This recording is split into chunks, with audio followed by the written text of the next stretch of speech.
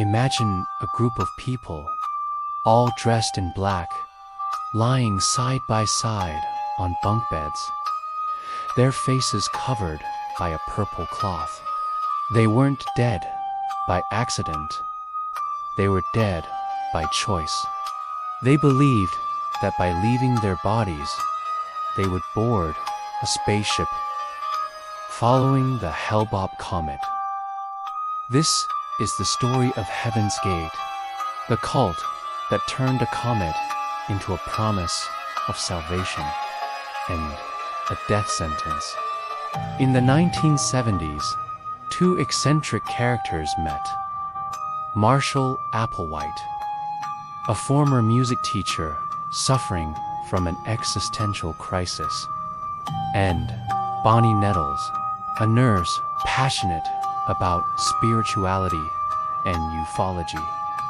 Together, they believed themselves to be the two chosen messengers sent to Earth, to prepare the faithful for a journey to a higher level of existence, destination beyond this world.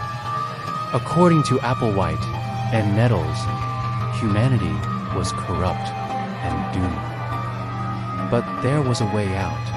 Abandon everything that bound followers to Earth and transform their bodies into spiritual vessels, ready to be taken by extraterrestrial beings.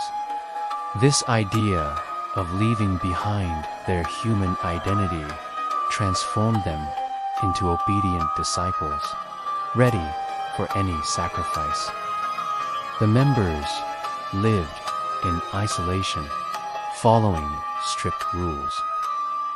There was no sex, there were no drugs, there was no individuality.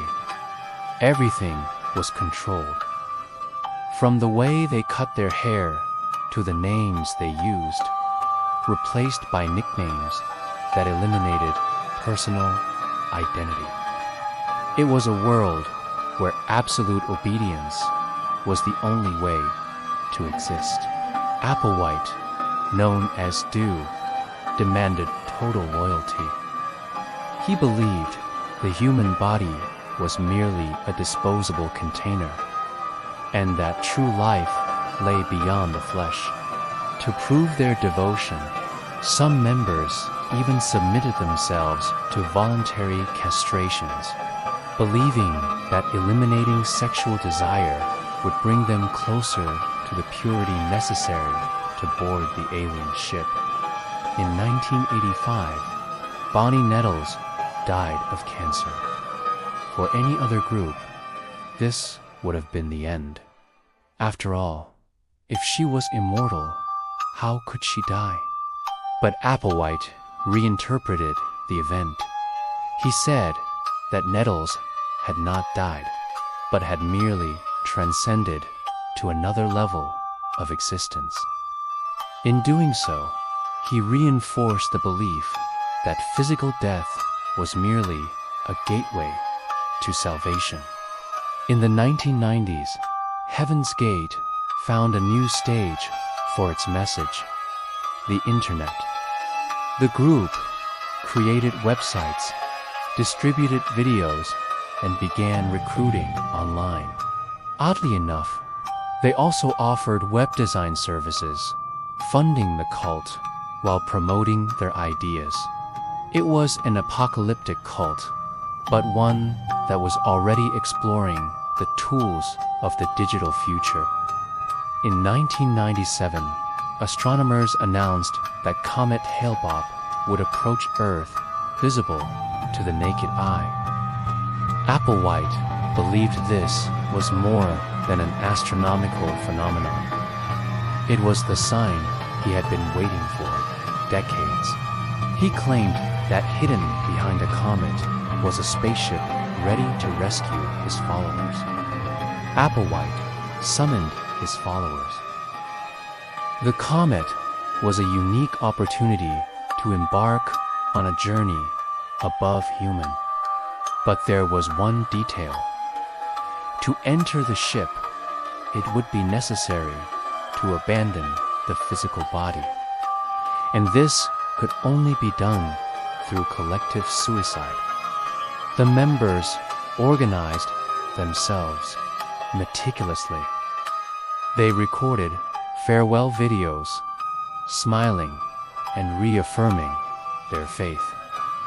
They dressed in black clothes and Nike sneakers, all identical, as if they were a troop ready to embark.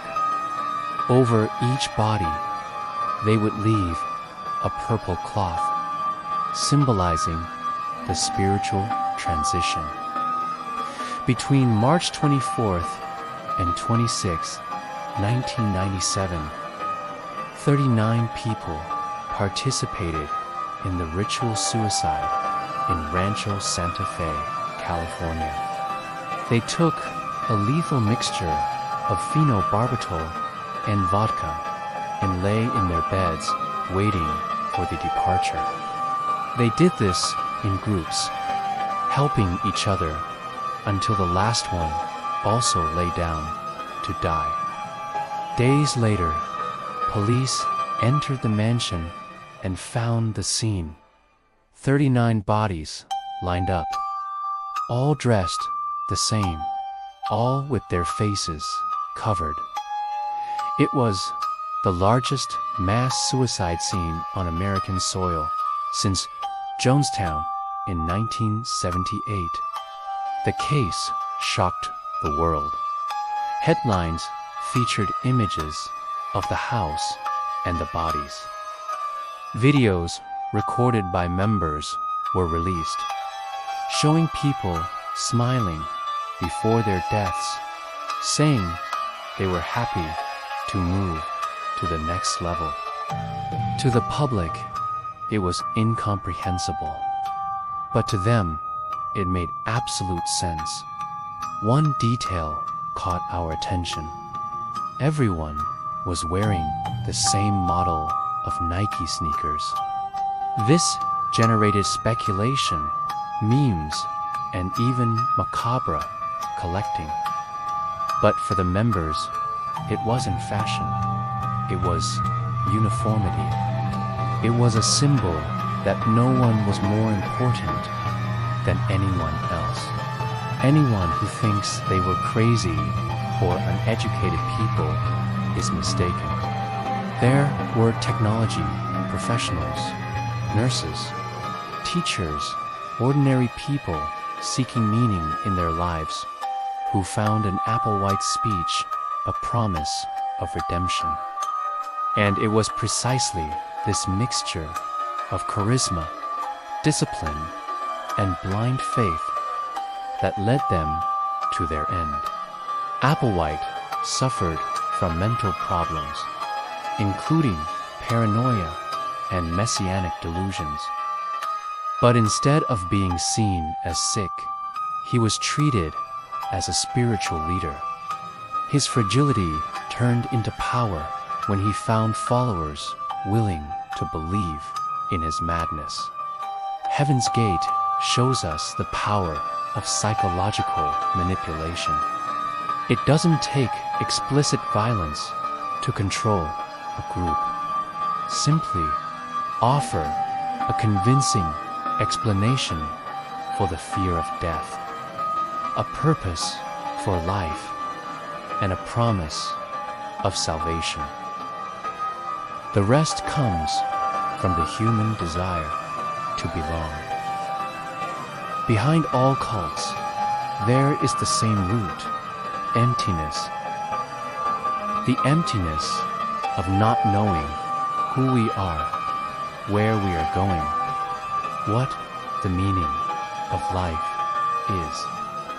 When someone comes along offering absolute answers, many prefer to believe rather than live in uncertainty. And it's in this space that leaders like Applewhite thrive. Even after the mass suicide, the sect did not disappear completely. Some former members continue to champion Applewhite's ideas. maintaining active websites and propagating his philosophy. To this day, digital traces of Heaven's Gate circulate the internet like a ghost that refuses to die. The tragedy of Heaven's Gate is more than just a bizarre story about aliens and comets. It's a disturbing reminder of how the human need to believe can be weaponized, and how, in the name of faith, even death can seem like a promise of life. Would you have the courage to follow someone to that point? Or do you believe you would never be manipulated in such a way? History shows that when despair meets a charismatic leader, no one is truly immune. Did you like the content? Leave a like and comment with your impressions.